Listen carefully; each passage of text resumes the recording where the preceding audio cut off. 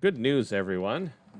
We are ready to investigate current and to use our multimeter as an ammeter.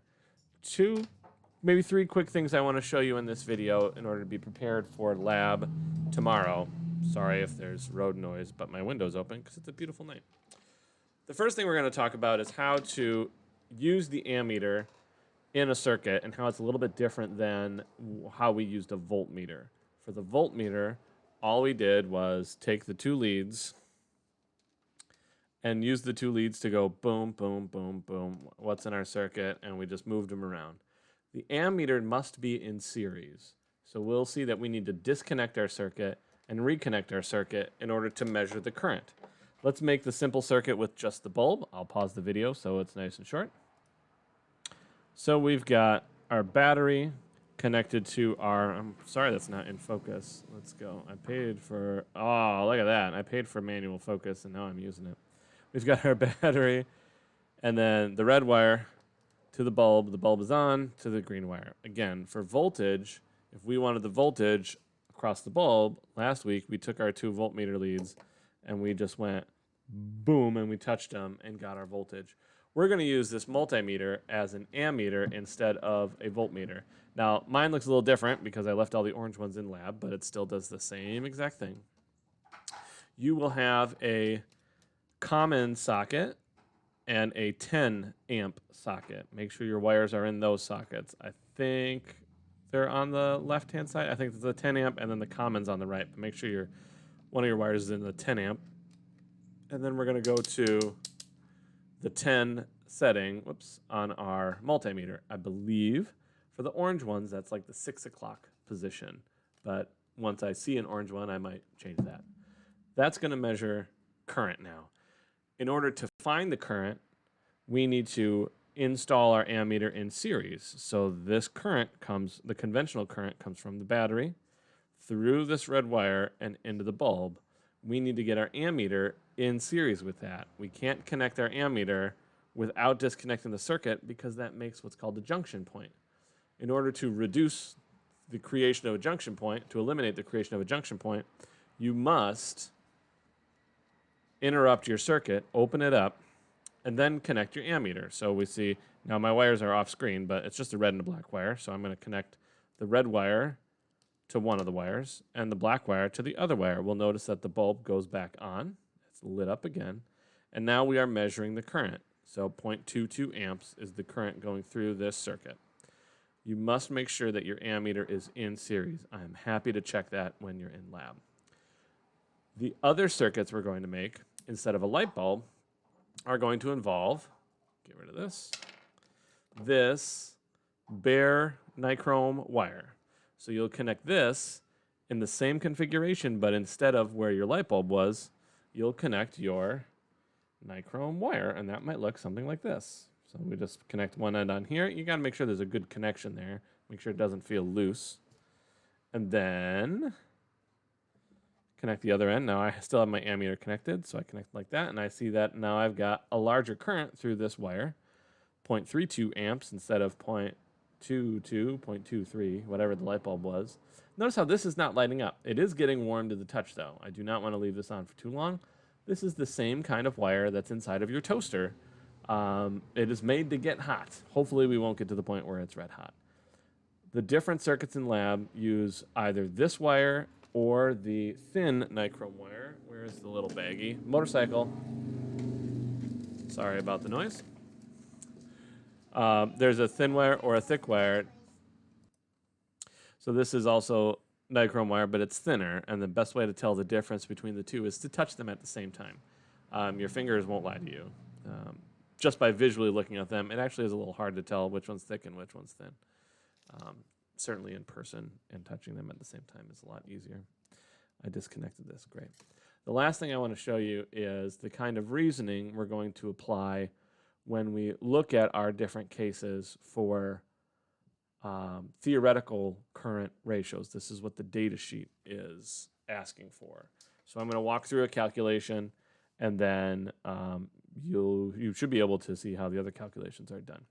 So let's take a look at the data sheet. before I activate that window, let's make sure I don't have student grades or anything up. Good. So here's my Firefox window. Boom. And we'll make USB camera go away. Good.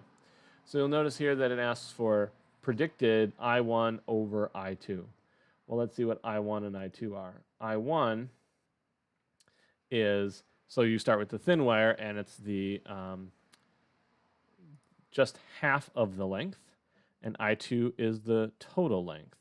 So if we want to compare I1 and I2, here's the kind of ratio that we should set up. Let's make this window go away, and we've got this one. Great. So we have two expressions that we're going to use, three, but two for this first comparison. The first is, if I turn on my tablet, the first is going to be that from Ohm's law, the current is equal to the voltage divided by the resistance. That's Ohm's law.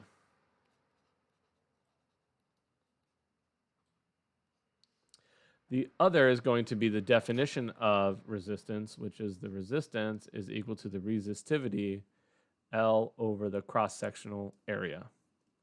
We're going to combine this because our comparison is between a small l and a big L. So as a reminder, that diagram that we had one battery, and then we had just half the length of that wire. Let's make that wire the right size then. So we clipped it only half as long. So we only had current running from this point to this point. That was circuit 1. Circuit 2 is going to be, I'll draw it up here so I can make sure that I don't. Circuit 2 had the battery, and we clipped over the entire length of the wire, not just half the length. So let's think about how we can express current 1 and current 2 in terms of the same parameters of the length and the resistance and whatnot. So current 1, come on now. There we go. Oh no. Pause the video.